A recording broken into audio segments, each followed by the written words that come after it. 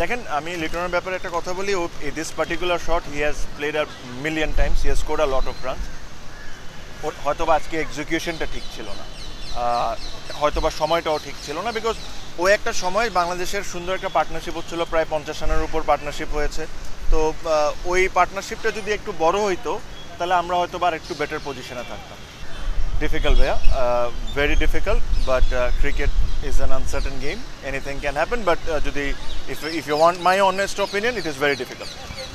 এটা chips. Biscuit biscuit আহা, আপনারা বিস্কিট থামুন। চিপসকে চিপস বলতে হবে।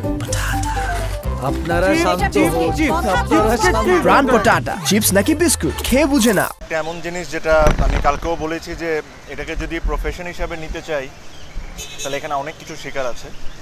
খুবই নতুন, যাদের সাথে কমেন্ট্রি করছি তাদের এক্সপিরিয়েন্স হলো 20 বছরের, আর আমার হলো 2 দিনের। সো বাট এখন পর্যন্ত ভালো এনজয় করতেছি। বাট এটাও সত্যি কথা যে এখানে আসলে টেকনিক্যালি আরও অনেক কিছু জানার আছে, অনেক কিছু শেখার আছে।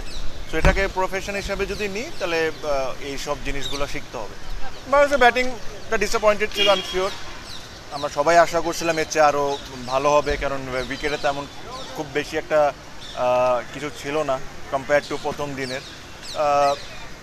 তো ডিসঅ্যাপয়েন্টেড তো অবশ্যই, আমরা চাচ্ছিলাম যে অ্যাটলিস্ট বাংলাদেশ ইন্ডিয়ার রানের কাছাকাছি করুক, তাহলে খেলাটা একটা ইন্টারেস্টিং হতো।